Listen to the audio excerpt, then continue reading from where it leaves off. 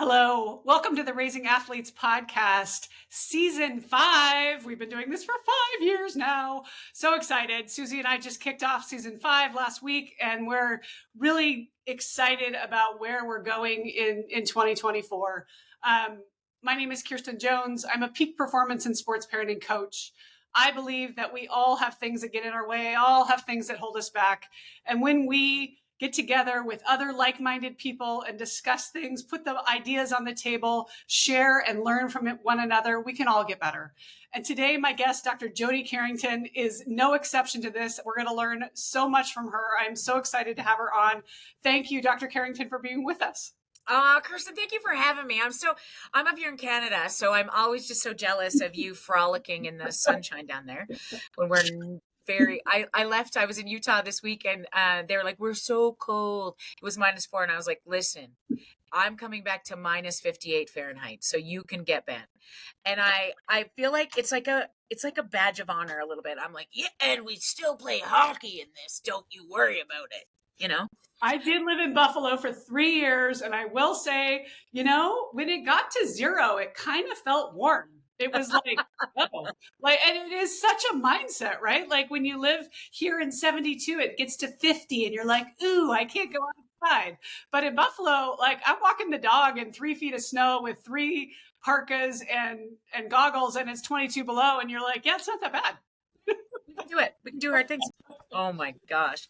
Well, thank you so much for having me. This is a topic that I talk a lot about up here in Canada. And just before we started, I was telling you, so I grew up in a small town in, it's called Viking, Alberta, Canada, which happens to be home of the Sutter brothers. There's 7 brothers, 6 make the NHL. And so hockey has been in my bones since birth, and I play it and I coach it, and I tried to make the NHL. Now there's the PWHL, which just makes my soul so warm. I tried to marry a hockey player like 3 times. I couldn't get that done. So I married a farmer, which is fine. But anyway, what happens is I leave this little town knowing that I just really want to work in the world of sports psychology. And I ended up doing a bit of an externship with our national police force. And so I had this beautiful opportunity to look at organizational stress and what happens when there's trauma and big things, and what does that do to sort of throw you off your game, whatever that looks like. And then I ended up doing my residency in Nova Scotia, so right on the east coast of Canada. And they said, you have to do a rotation with kids. And I said, listen, I'm not a fan. Although I have 3 of my own now, I'm still not a huge fan of kids. But they're like, you're kind of like one. We think you'd be a good fit. And I was like, you're not wrong. And I fell in love with the tiny humans. And I realized we knew even less about kids and trauma than we know about adults and trauma. And so I did a postdoc in child psychiatry. And my first job was on a locked psychiatric inpatient unit for kids back here in Alberta.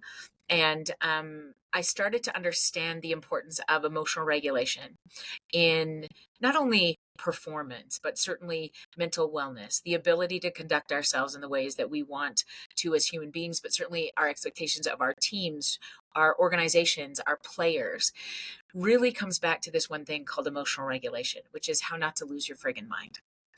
And after 10 years there, we asked a lot about we're all raised in a very behavioral model. If you have played sport in any way, you've been raised in a very behavioral model. And it is, you make a good choice, I reward you. You get extra ice time, you get extra time in the court, you get a letter, you get whatever. If you don't, I'm going to punish you. I'm going to bench you. I'm going to take away your privileges until suddenly you decide, shoot, I'm going to try harder. Okay, which is dumb. It's based on a theory that my forefathers of psychology built from a rat and a pigeon. They basically said, listen, we like it best when people are calm. How do we get people to be calm? And my forefathers of psychology, the boys, I like to call them Watson and Skinner, said, look what happens when you shock a rat. It stops doing a behavior. And the other fella, Skinner, said, look what happens when you reward a pigeon with colored water. It does more pecking. Shoot, let's do this with children. And what we didn't realize at the time was that there was so much proximity in the world, in our teams, in our towns, in our organizations, that we're allowing people to have relationship and connection that we didn't know mattered that much. And in just 2 generations, so much has changed. The one thing is proximity to each other. And the only way I regulate emotion, know I matter, I want to skate for you, I want to play for you, is when I have a relationship with you. One of my favorite hockey coaches said this: you should see how fast I can get a kid to skate when I know the name of their dog. And I love that. because what that's indicative of is I can get to the best parts of you when you feel like you matter to me. And when you lose access to that, a coach makes a bad call, or sorry, a ref makes a bad call. Somebody told you you're a piece of dirt on the field, the court, the whatever, and you lose it. Our only job is to get back to the best parts of you before we ever decide what to do about that. And often that is required. Who I want access to all the time is the big people, the coaching staff, the parents.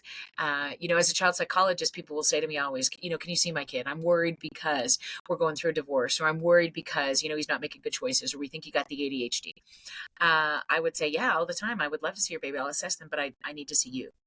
And they always say, do you think I'm the problem? And I always say this, no.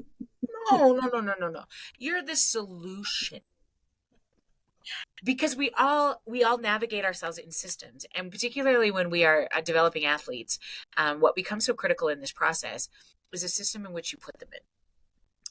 Often, mid-level, certainly high-level athletes, higher level, anything over sort of our A-level teams, anything in the NCAA looks like skill isn't the issue. It certainly becomes who you're coached by, who you surround yourself with, and how you regulate the big emotion when it comes. Because it's not about keeping everybody happy. Planning for adversity.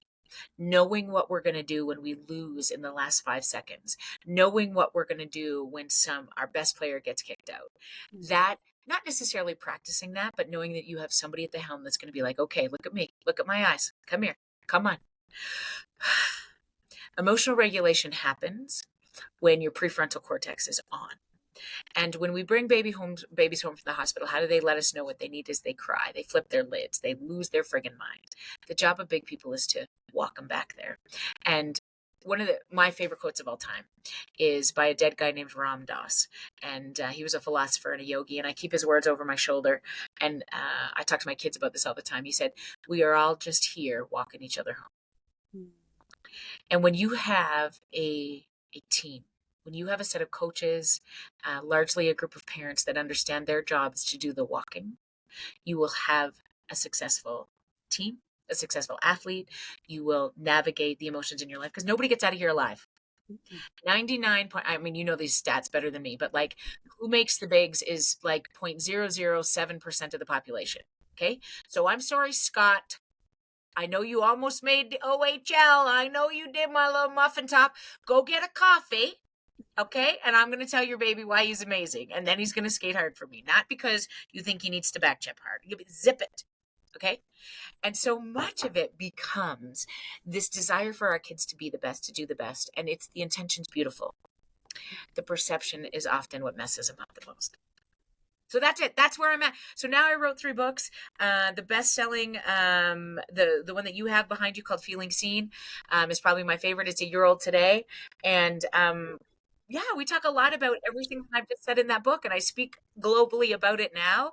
I still have a tiny private practice in this little town. I still coach hockey with our 2 babes. One has now moved on to CrossFit instead of hockey, and we play lacrosse and all the things. So I am still very much involved in the sport community, and I as I was saying to you before, I think some of the biggest initiatives in my mind is working with minor level coaches on how they stay regulated. So you have a 13-year-old and 2 11-year-olds. I'm a twin as well. So go twins. And it was my birthday this week too. So we have a lot in common. Not my books, but my own. So I want to ask the question that I know all the parents are dying to ask, Dr. Jody, is that's all good and well about self-regulating, but you don't understand. It's really stressful for me on the sidelines when my kid's not playing, or when my kid got cut, or my kid who I know is better than the guy sitting next to him on the bench isn't getting the playing time. How do you expect me to self-regulate when all of this chaos is going on and I know it's not my kid's fault and it's not my fault? Oh, right. There's nothing that makes us flip our lids more than watching our babies not get treated the way that we think they should. Okay. So here's what I'll tell you about this. If you're watching this podcast, you can watch this. If you're just listening, just do this in your head. If you're driving, just keep one hand on the wheel. I want you to put your hand up in front of you, tuck your finger on the inside of your palm, your thumb on the inside of your palm, and wrap your fingers around your thumb. That is a hand model of your brain. Okay. So it is currently, so you'll see in front of you your fist with your thumb tucked on the inside of your fingers. Hand model of your brain, currently the same size of the brain that's sitting in your skull in this moment. Okay. Now size doesn't matter, fellas. It's just, this is what it looks like. Okay. Your arm represents your spinal cord. Your wrist is your brainstem. Okay. Now I want you to flip your fingers up. Underneath there, you'll see your thumb tucked in. That's your limbic system. That's where the emotional regulation strategies we all come with for free live. Fight, flight, and freeze. We're all born with those. To get good in this world, we have many more emotional regulation strategies, but we come with 3: fight, flight, or freeze. It's the most primitive part of our brains. We develop as humans from the inside out. This is the limbic system. What separates humans from most other mammals is the prefrontal cortex that wraps around the limbic system. So if you put your fingers back on top of your thumb, that is your prefrontal cortex. That is where everything you've ever learned in your life lives. It lives right above your balls, your eyeballs. Everything you've ever learned in your life lives there. Okay. So the PIN number to your bank card, the middle name of your mother-in-law, your first childhood address, also how to take a wrist shot, how to do a layup, how to speak any language, how to play an instrument. Anything you've ever learned in your life lives there. My good friend Dan Siegel, who's a psychiatrist, said, I want you to think about this like a lid. That prefrontal cortex is like a lid. And when your lid is on, you have access to everything you've ever learned, right? If you're a good parent, if you know how to stay calm on the bench, everything you've ever learned lives up there. He said, I want you to think about this. When you look at your child and you're proud of them, their lid is on. If you've ever went on a second date in your life, you chose to go on that second date because your prospective partner's lid was on. Okay. And then he said, have you ever heard this? She's flipped her lid. Lost her friggin' mind. Lost her friggin' mind. This is what happens when kids, when coaches, when anybody loses they flip their lid. They flip it out of the way. And listen, this is neurobiologically important. When you are coming upon a car accident, when a bear is chasing you, I want you to flip your lid because you don't need to know your PIN number. You're like fight or flight or freezer. That's it. Yeah. But what is interesting to me when you bring a baby home from the hospital is all they have to do is to flip their lid. They cry. The job of big people, in fact, we're neurobiologically wired to do this, is to walk them home. To stay calm in times of distress. You can't tell an infant, use your words, calm down. In fact, never in the history of telling somebody to calm down has calm down ever worked. Any of you that are still married, I want you to think about this. The last time you probably even procreated with this human, okay? At one point you loved them. And the last time they said to you, oh, Kirsten, relax. Did you go, okay. Do you want to make out? Never in the history of telling somebody to calm down has calm down work, which is why the role of parents and coaches in this context of emotional regulation becomes so critical. Because you can't tell somebody how to do it, you have to show them. If we come into this relationship as a parent, as a coach, with very little emotional regulation skills, the pure understanding of your ability to stay as calm and regulated as you can is probably the most profound step and probably the most important part of this podcast, because even the knowledge of that becomes so influential when we see the bad call, when we see the kids starting to cry, when we see that they got benched, when we lose access to the best parts of ourselves. A couple of things that help us keep our lids on are things like dropping our shoulders, wiggling our toes, taking a drink of water. Which is why when I speak to athletes, when I speak to coaches about when there's been a bad call, when there's been some benching, when there's been something, and you have a kid just flipping their lid, they can't process language. So no amount of you screaming at them is going to help. What they need is to get their lid back on. And if they've just throat punched one of your players, it feels asinine to reward them with kindness. But I promise you, your first job is always to get their lid back on. So I might say to a kid, look at me. Look at me. Let's go for a walk down the alley or along the field. Come here. Come here. Let's get a drink of water. You can't chew or swallow with a flip lid. Neurobiologically impossible. So one of my best interventions when I'm on a golf course and somebody's losing their minds. Okay, let's get a drink of water. Let's take a sip of that pop. We got it. Come here. Look at me. Let's try that shot again. Because it doesn't matter. You can be Connor Bedard or Nash level. You can be the most phenomenal athlete on the planet. If you get dysregulated, you lose access to your skill. And oftentimes in this system, we don't understand, right? You will always be in a position of leadership if you're a coach or a parent. I don't care if you're watching your 50-year-old play in his final season or whatever. But if you're in a position of leadership, Your job becomes to stay as emotionally regulated as you can. And when you get flipped, part of the things that I want you to think about are taking a break, getting a snack, going for a walk. If you flipped your lid on your kid, flipped your lid on a coach, when your lid comes back on, you know that because you feel like shit. That's often the key, yeah? When our lids are flipped, we're like, we are justified to yell at a 13-year-old ref and ask him where in the world he got carded because you're ridiculous. And then we go back to our cars and we're like, did we just call him a life-sucking Caillou? Yes, we did. Yes, we did. And I think about this often on the bench, like I was coaching some 7-year-old U9 tier 677, brutal. And I'm slamming the door because we got a too many men call. And of course I can't get them on and off the ice fast enough. I mean, somebody's wiping out, the other one's crying, and I'm like, are you kidding me? Slamming the door, And I go back in and all the kids are like this, and they come to the dressing room, they're like, the ref is refusing to go back out because he's scared of you and he's 12. And I was like, okay. Now my lid's back on. Now what do I feel like in this way? That's my first clue, right? I'm like, Jesus. If my lid is still flipped, I'm going to say things like, well, you know what? Then tell him to suck it up. Don't be such a baby. Your job is to, if my lid is back on, I'm like, oh my God, he's somebody's baby. Okay. And apology, come back, apologize.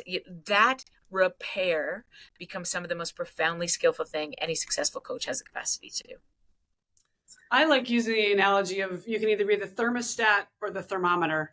And if you're the thermometer, it's 105, it's 55, it's 85, it's 22, or, we're speaking in Fahrenheit, not Celsius.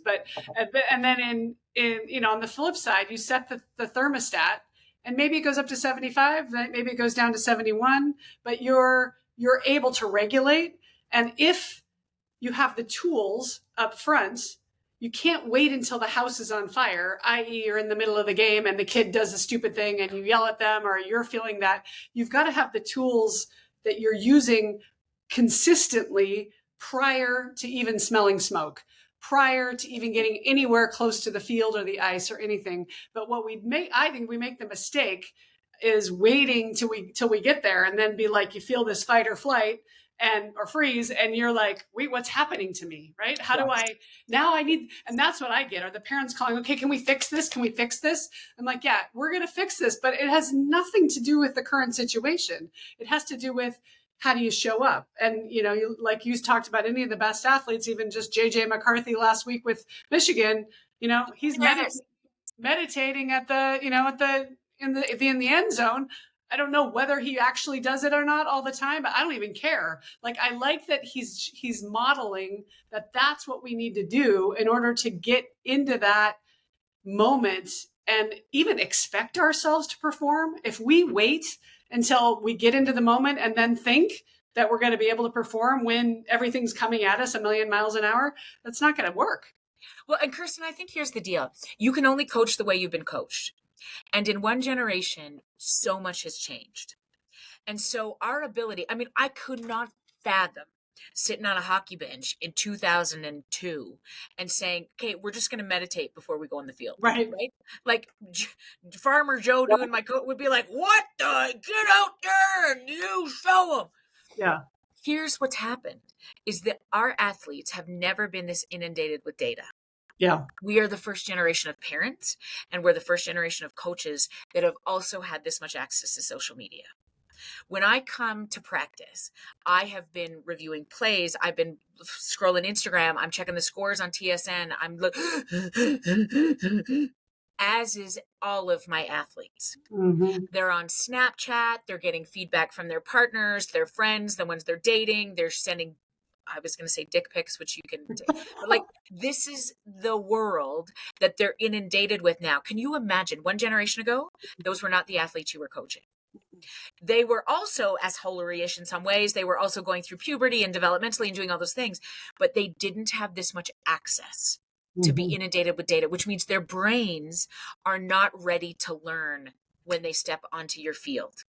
And so navigating your coaching practice with that knowledge means you will be better because of it. Now, what does that mean specifically? It means things like we watched that Michigan player do. what happens to get our bodies back in this place? How do we come in even before practice? God knows, before a game. And we do things like this. Look at me. Look at me. Let's take it down. I know we got our music on. I know you guys have been checking your Instagrams to see who's at the game here today. Let's shut all of that off. Nobody needs to be snapping anybody in this moment. Okay. Get back and feel those skates on your feet, feel those cleats on your shoe, like whatever, right? I want you to lower that system because we've worked so hard to get this developed. You have worked too hard for this day. And then we play. And then we get to that place as a coach, coming to the arena, the court, the whatever, and not inundating myself with all the plays I'm going to do or 67 podcasts or trying to get everything in my head, but actually being in a place of just giving access to the best parts of myself is asinine to me. The idea of meditating, I mean, I'm a psychologist. I am way too busy to meditate. Are you kidding me? When I sit down to slow down, I get scared because I'm like, holy shit, I have this to do and that to do. And who is taking Asher to practice tonight? And are we having supper? I'm such a failed mom because I don't even fucking know what's for supper. Like, that's what happens when I meditate. Okay. So I avoid it at all costs. And here's the interesting thing, as I get into my 50s, is I understand. I'm only 48, by the way. I know you guys are. I am 54. It's okay. Yeah. Okay, good. Cool. I just wanted to put that out there. The necessity in this season of raising children, of assisting in building villages as coaches for kids, it is imperative to give ourselves a break before we step into their world. And if we need to take a break, if we get on a group of, parents where, I've said to all of our minor hockey coaches, my husband coaches as well. And we're like, what is imperative is parent meetings. What is imperative in those parent meetings? Slowing things down and talking about the expectation of the year. Saying, I am going to do some things and say some things that you're probably not going to like this year. Give it to me. When you start giving it to each other, right, I lose access to the best parts of you, right? This is a volunteer position, my friends. I'm going to give you the best I got with yes, my kid plays on this. That's why I'm volunteering, fellas. I got to tell you, if you think my kid's getting more playing time than yours, then talk to me, because often that comes up, right? So let's address some of those things come to me. Let's do this. When we get a kid kicked out, when we get whatever, let's think about some of those things and let's talk about it. So when parent says, well, I really think we should be getting extra court time or ice time in the town next to us. Okay, cool. This is an A team, right? We're not a double A. We're not a triple A. Our babies are in grade 5. Okay. So here's where the priorities are going to land right now. Right. If that's not a fit, cool. You got lots of opportunities to take your babe elsewhere. I love him. I hope he doesn't go anywhere, but let's set the tone right up, And so sometimes I even noticed on one of the teams we're with, we had to do that again during the holidays because there was conversations about many things. Right. And so everybody comes with a massive story and they're bringing their kids there for multitudes of reasoning. And oftentimes as a coach, here's the 3 words that save me all the time. When I get a dysregulated parent, when I get even an other coach that's flipped their lid, somebody that's losing their mind, instead of trying to fix it, which is what we always do as coaches, as parents, as teachers, is to try to how about, okay, say these 3 words first. Tell me more. And typically when I say tell me more, I don't want to know more. Right? If you're yelling in my face that my kid is brutal or, this one is terrible. How are you reffing such a group of, or coaching such a group of hyenas? This is ridiculous. Tell me more. And what often happens in that state is I get this other guy who's just also coaching, volunteering, wanting what's best for his baby. Yes, my kid did 2-hand a kid across the back of the legs over there. I'm embarrassed. I'm mortified. Tell me more. Well, I was just worried that this player is going to hurt our kids. I'm like, I know. I share that same worry. Here's what we're going to do about it. Okay. And then, we have that capacity. Now, it doesn't mean you're not going to disagree. It doesn't mean that you're not going to, it's almost that place of acknowledgement that often breaks down that prefrontal cortex. Do you use that with your kids too? Tell me more. All the time. Tell me more. Also, what's the hardest part? And what am I missing? and what happened next. So if I had four, oftentimes they can solve their own problems. But like, for example, I always tell the story, Asher came home, he's our oldest, struggles. I mean, the twins are like super social, really strong athletes. Ash, our oldest, is like into books. He's more concerned about how the Zamboni works than like really whether it's cleaning the ice. And so he's like reading stuff. He doesn't do very well socially. And I'm just mortified. He comes home and he doesn't have any friends. And I'm sad. He comes home, he said, Mom, today we have this thing up here called the buddy bench in some of our schools. And so they create this called the buddy bench. And if you sit on the buddy bench, then everybody is supposed to watch and try to be your buddy. Okay. So teachers are supposed to be watching you. So he came home one day and he said to me, full of tears, right? What happened? Mom, I tried so hard to make friends. Like you said today, I went and sat on the buddy bench and nobody sat with me. Now, what happens first in my mind as a parent is my lid flips. And I'm like, I am going to go to actually, this is wrong. My first response to him was this. Did you look approachable on the buddy bench? Huh? Because were your arms like, obviously this is your fault. Okay. So I bite my tongue. And then my next thing is I'm going to get in my car. I'm going to drive to that Mother Peck and Deer Meadow school. I'm going to find who was on supervision. I'm going to be like, if you have a buddy bench, find a goddamn buddy. So then I also took a deep breath. And I just said to him, tell me more, right? Well, what if I never find my people? And here's the problem. It sometimes gets worse when you ask that question. Just for that moment. Because when people have a place to put their emotion, they'll take it. Because we're often in this very unseen, busy place that we don't even just hold space for it. And when we do, he said, what if I don't find my people? What if I live at home till I'm 40? And then of course I'm like, holy shit, what if you do? And then now we're both screwed. But anyway, I was like, okay, all right. So what happened next? And it's interesting, you see, because he took a deep breath, the shoulders dropped, and he said to me, you know that loser kid, Jacob? Now the question is this the moment where I say, we don't call kids losers? No, not now. This is not a teachable moment yet. I say, yeah, no, I know the loser, Jacob. He said, I noticed him standing by himself on the other side of the playground. And I went over there. And Mom, do you know that he likes Pokemon too? Well, son of a bitch, did he just solve this on, do you understand? And oftentimes it is that capacity to bring somebody back. And so we talked about Jacob and we talked about, is this, what do we do and whatever, but the navigating of that emotion matters more than the solution 99.9% of the time. And the facilitating of that as a coach, the facilitating of that as a best friend's parents. Often, I'll be honest with you, this is very hard to do with your own kids. And oftentimes this is why when coaches are good at this, when your best friend's mom is good at this, when you have an auntie or a grandparent or a cookum or an uncle who's good at this, we used to be raised in such a village of humans, just even 2 generations ago. I mean, I say this all the time. Think about the square footage of the house that your grandfather was raised in and the square footage of the house in which we raise our babies. It is estimated that our great-grandparents looked at their children 72% more of the time than we look at our babies. Wow. And so if I think about how not ready to be coached, many kids come, not because they don't have potential, not because they're not good humans, not because we've never seen rates of child maltreatment or domestic violence this high in your country and mine. We are stepping into a loneliness epidemic like we've never seen. So unless we build in to our coaching experiences a sense of regulating not only us, but those babies that we're serving prior to every practice, or especially those games that matter, your team will suffer. And not because you're not doing it good, not because you are skilled, not because, you don't have a pedigree that looks amazing, right? Thank you, Mr. Walden, for being phenomenal. But right now, the pedigree doesn't matter as much as your ability to sink in. And historically, that's what good coaches have always done. Maybe they couldn't articulate it, but they've always done it.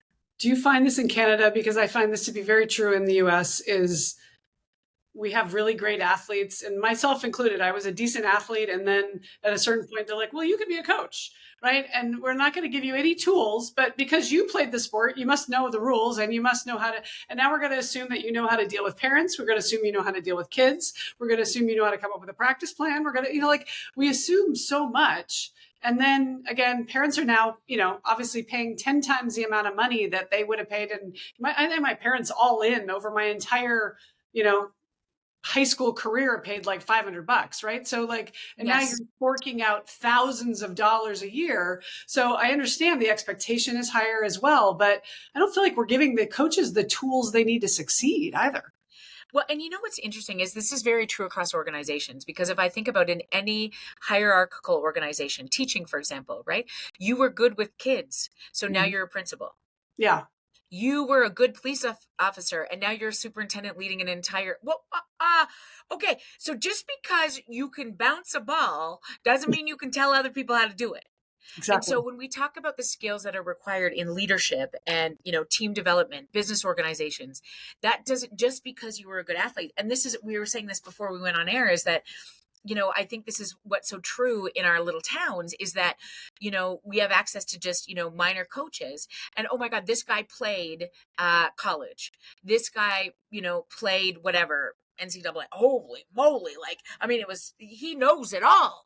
And for sure, from a skill development perspective, that is going to become less and less critical as we move our teams forward. I think what becomes so critically important is that skill of emotional regulation.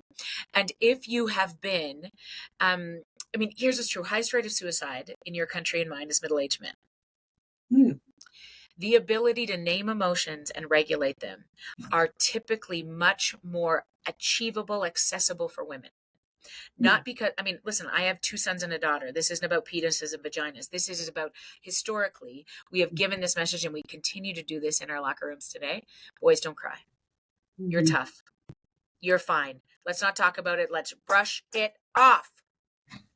And historically, with women, even female teams, we do a much better job of saying, how do you feel? What are we going to do about this? We provide you many more opportunities, even if you're a sporty kid, to be able to lean into emotion and get your back, rubbed when you have it, like those kind of things, right? And then we don't give you the skill to be able to name it when it feels futile. We really just want everybody to get a medal. Here's the other thing that I hate more than life. If your team plays in a tournament and there are 8 teams, they lose all 7 games, they don't get a medal. Okay? Don't be dumb. Well, we don't want them to be sad. Well, somebody should say to them, you are horrible. Your goalie's a sieve. Move to a different you shouldn't, because I'm a child psychologist too, so you shouldn't.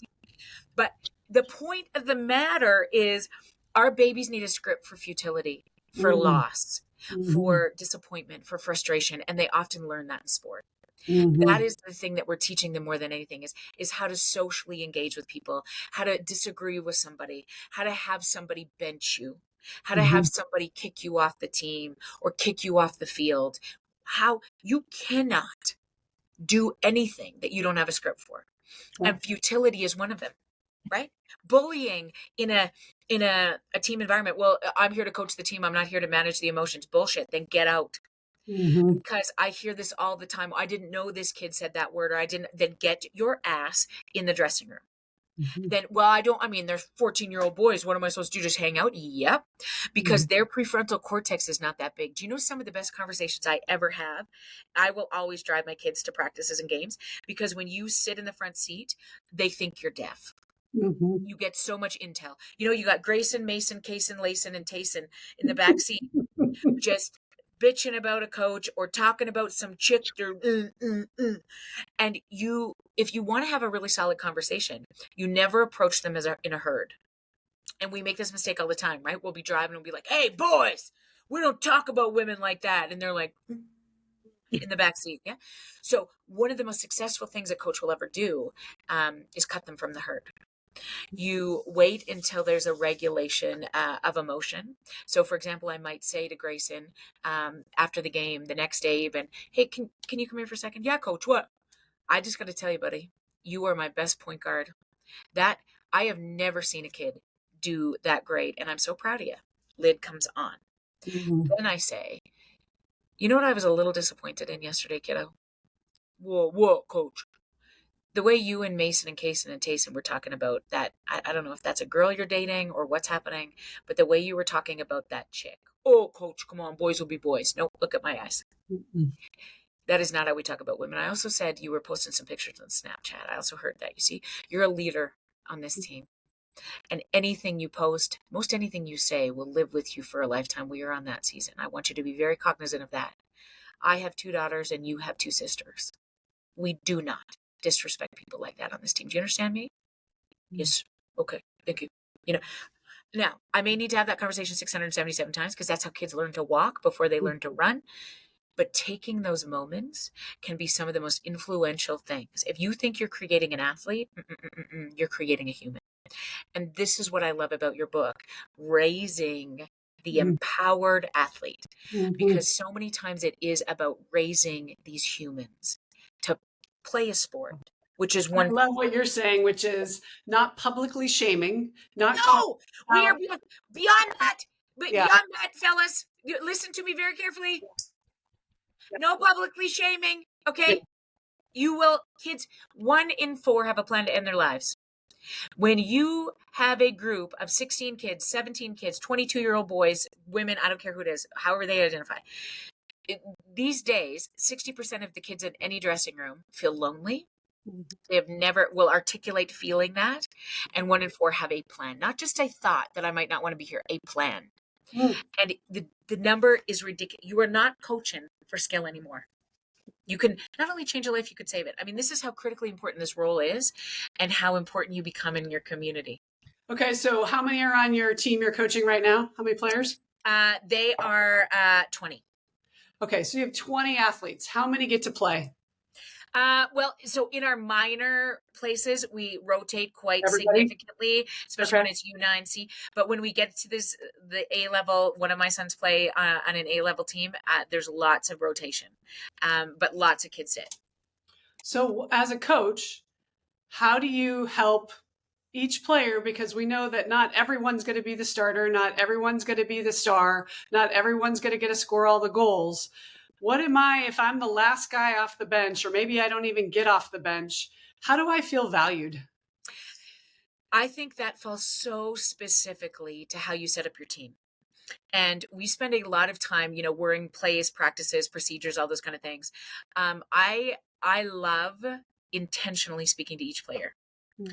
I was working with a college coach just not very long ago. And, I was saying, how many times do you have player meetings? How many times do you pull them in and just one-on-one? Oh, gosh, we do that at the beginning of the year just to kind of. What becomes so critical, right, is how we name. I was watching Kevin Bieksa, who is he's an ex-NHLer, and he has a picture of one of his favorite hockey coaches ever when he played in the NHL. At practice, he knew he was going to get sent back down to the minors, and there's a photo of his coach taking a knee with him on the ice because he just looks defeated, and he comes into him and says, here's what I'm proud of. You listen to how much you've contributed to this very high-level team. Very few kids get here. You did. And here's what I'm going to need from this team moving forward. We are so close to whatever it was in that particular season. This is where I see your role. And oftentimes it is that 30-second conversation. Now, keep in mind, we are often being coached by people who don't have a language. They don't know how to say anything other than, let's go. Come on, you got it. Like, don't fucking worry about it, dude. We're good. Right? Which is fine. If that's not you, who on your coaching staff can have those conversations? Who's your assistant general manager? Who's your locker room mom who can be like, here's how we need to communicate to these players? Because I think, again, similar to your point, it's planning for some of that and not in the moment announcing who's not playing or who's the starting line. Always. I love that. Like, yeah, we got Dylan on for cool. Like, let's do that shit. But I don't want that to be a surprise to the people who don't get it. Right. Well, and to me, I think if you're a coach who's got I know people carry 22 on the roster and only for volleyball and only 6 get on the floor, and basically 12 get ignored. Like they don't get in the drills, they don't get a practice, they don't. And then they're supposed to be thankful that they're on the team, and then they don't have good attitudes, and they're not seen, and they're not feeling seen. And there's nobody telling them that they're valued. And then we don't understand why they don't have a better attitude. So then don't have them on the team. Like just decide, okay, I'm going to only carry 12 because I know I can't as a coach see all of them. Right. Yeah. And I know not all the coaches get to choose their roster, which is also a problem, right? It gets handed to them. But coaches who you do have a say in how many you have, and you know your bandwidth. To your point, if you don't have an assistant or you don't have enough bandwidth to have 22 on the roster, then you need to, it's not fair to you, and it's not fair to the kids or the parents. Yeah. And think about like the message then that is given, right? Like, you know, you just think you're lucky to make this level of team. Sometimes you need to have that conversation, because it is still then how they speak to each other on the bench, or how they come into practice, and the side eyes and all of those kind of things that you are responsible for. Mm-hmm. And if you can maintain that narrative, if you can, as much as possible, I mean, again, you're not that good. Like, let's also take some responsibility off your shoulders. But when you can control the narrative to the degree that you sort of know, I mean, I can look at my roster of 20 and I can tell you there's at least 5 that will not touch a floor. Mm-hmm. They will need to know that. Mm-hmm. Right. And it's not if you're going to do it, it's how. Yeah. 100%. And that's what we want is, again, in raising empowered athletes and in feeling seen, is it's not about the sport.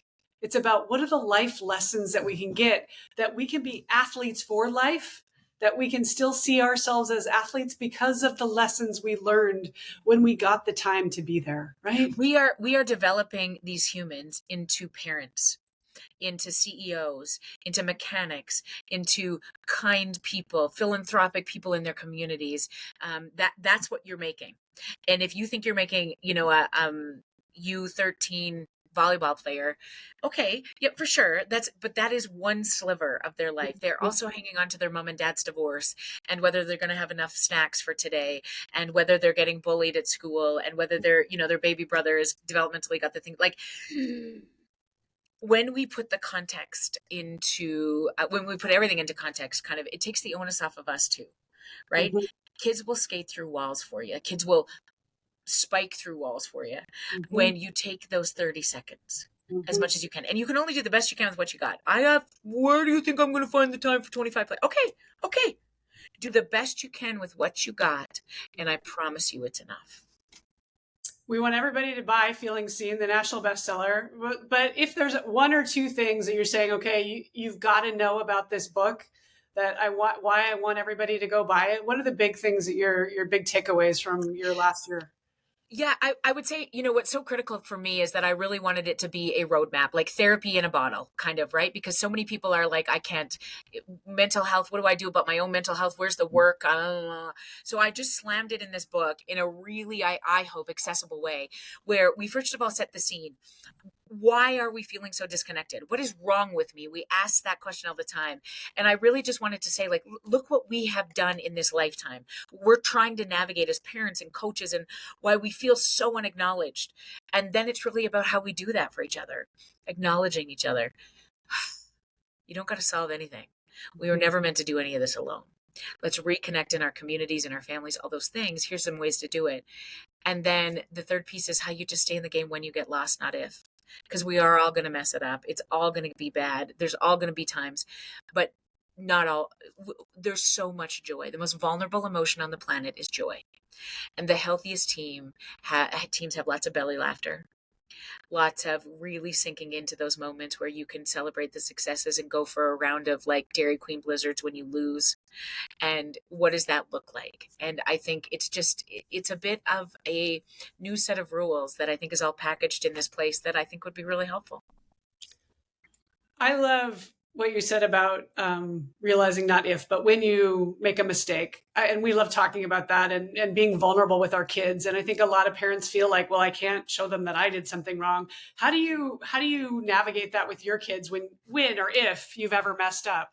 Like, how do you get the do-over? What is your language for that? God. Okay, so here's the data on this, which I really love. So if I take this to marital research, one of the greatest predictors between couples who make it and couples who don't isn't how much sex you have, how much money you have, how much alike or different you are.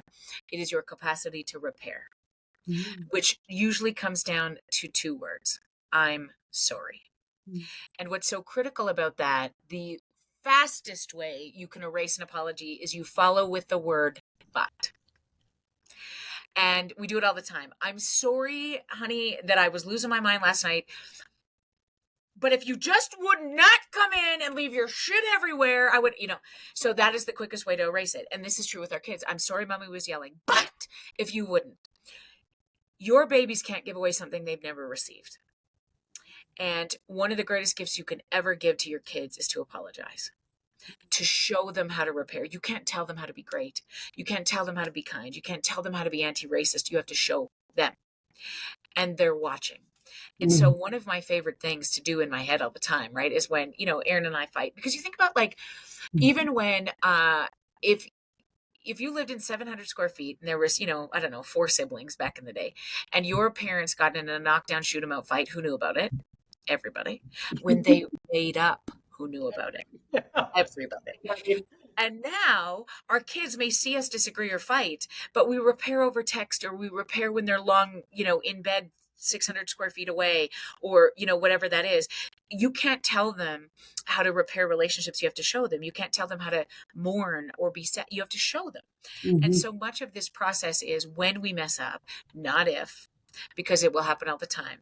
How do we just even find those moments to say, you know what, I'm sorry about that, kiddo, with no other explanation other than I might try to do better. And the only thing I say to my kids all the time is like, did you know I'm new here? Did you know that I've never raised a 13-year-old before? And usually they're like, yeah, it's obvious. And my daughter's the spicy one. So I'll be like, listen, buddy, I've never raised an 11-year-old girl before. You have been here before with Asher. And I was like, yeah, but not you. Like, what am I doing wrong? What could I be better at? Could you just maybe give me some tips on that? And it's really an interesting conversation, right? Because it puts us back into this place of like, we're trying to figure this out together. Yeah. We're really trying to figure this out together. And I don't have a script for it. I know how Baba or Grandma did it. I know how Grandpa or Papa did it. But like, gosh, I want to do some things better than that. Like, and what, do I ever get it right? No. Okay, cool. So here's what I'm going to try, and so sometimes it is that sort of communication piece that we don't spend as much time with our kids. Typically these days, we spend a lot of time on devices because we're overwhelmed and exhausted. Even in the evenings when we get together, even watching a movie, or everybody's on their own, Netflix or whatever they're watching, right? That's not connection. And so offering those opportunities to say, okay, what am I missing? What's the hardest part? Tell me more, can really be that pull in to get our cortexes back together. I think you and I are similarly wired. We like to repair with humor. Do you use humor a lot as yeah. Right? Yes. And sometimes making fun of yourself, like, okay, sorry, didn't do it well, right? Like, wow, did I ever mess that up? Woo, bad one. So obviously face-to-face is the best. What do you think about texting? She stomped off. She didn't grab her lunchbox. She was mad. I don't want to talk to you. But an hour later, you feel awful. Like, okay, that wasn't the way I wanted breakfast to go. I'm really sorry. Texting is okay? Or do you wait until they get home? Or what do you recommend there? I think your baby's best. And oftentimes, we more, maybe not, but abhor technology. And we're like, no, we're not going to snap them, or we're not going to send them a text message. This is how they communicate. And I think you will never automate relationship. You will never, ever, ever. The ability to communicate face to face will always be most powerful. It is sometimes easiest absorbed by an email, by a text first, if whenever possible, face-to-face matters most. And whenever necessary, I mean, the text in the moment makes all the deal, right? And I think that's the issue, right? Like, even as parents now, we have so much access. Our kids have so much access to us, right? If I had a problem at school, I would have to wait till the end of the day, generally speaking, if it wasn't life-threatening, to be able to tell my parents about that. Now, if I got bullied, or somebody, called me out in second period, and I was like, oh my God, I feel so awful. So, I had to wait, because by the sixth period, somebody was like, you're amazing. And I'm like, yeah, that's cool. So I'd come home at the end of the day, and Mom would say, how was the day? And I was like, it was good.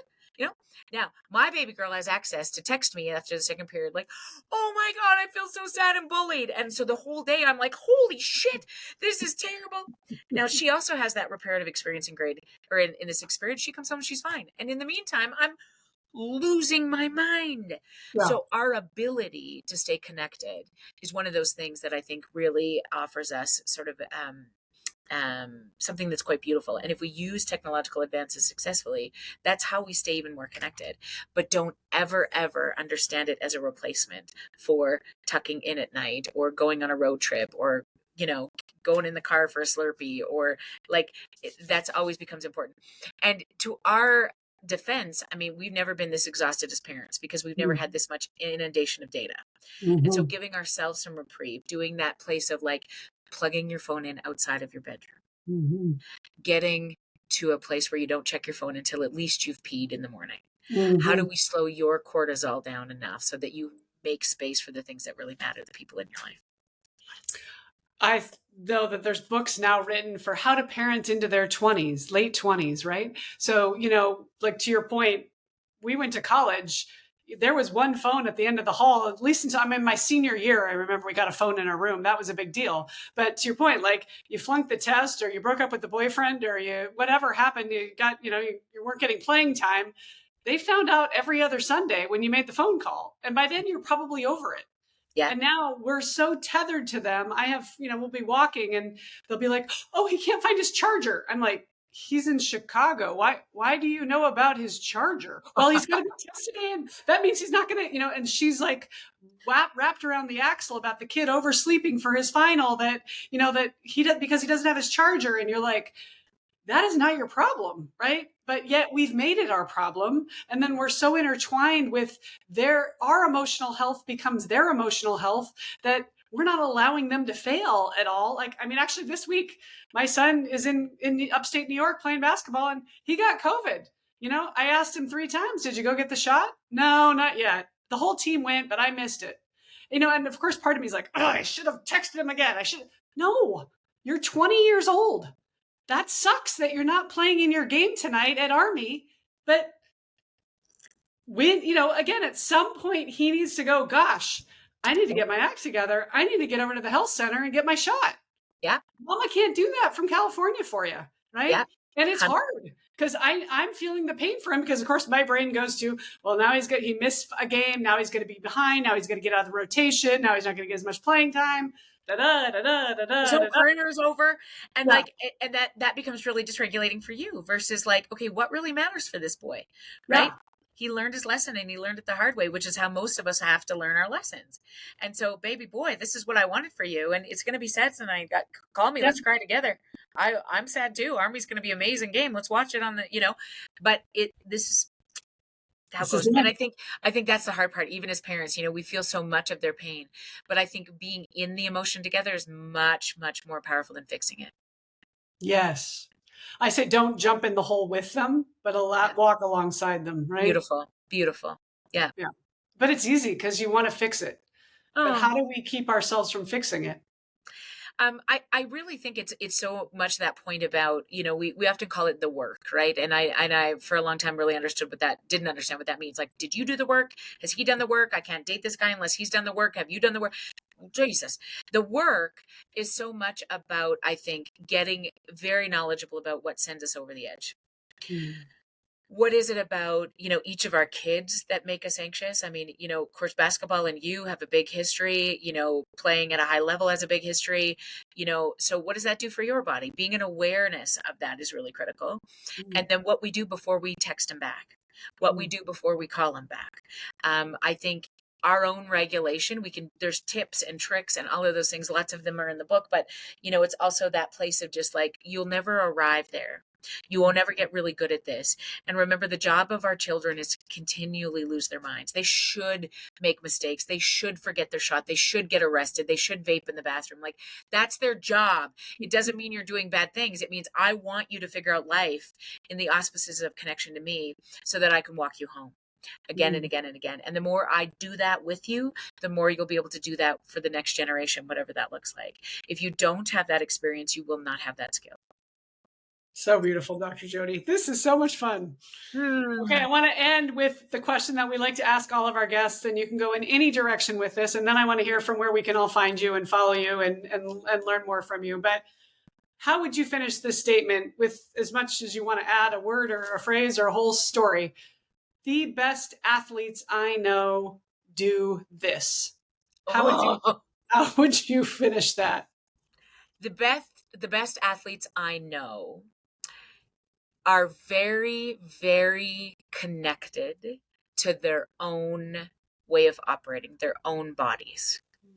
They have a practice and an awareness around regulating their own system, and they are very conscious of who they bring into their circle, particularly at critical times. So beautiful. I agree 100%. We can't control what happens to us all the time, but we get to choose how we respond. Beautiful. And when we are in control, when we've set our thermostat, then things can happen to us and we can, like the Matrix, watch the bullet go by versus drinking through the fire hose, right? Yes. Amen. All right. Where can everybody find you, follow you, listen? Oh my gosh. Yes. I mean, I would love your community to be a part of ours, where everything is drjodycarrington.com. So there's a website and then all on socials, and we pop up there quite often. So I would love you to come over and hang out with us too. Yay. We'll be there with you the whole way. And parents, if you like this, please share. Coaches, this was a great episode for you to learn from. I've taken a bunch of notes. This is exactly what we mean when we grow our community and we grow our learning. And when you know better, you do better. Maya Angelou. Amen. Let's do this.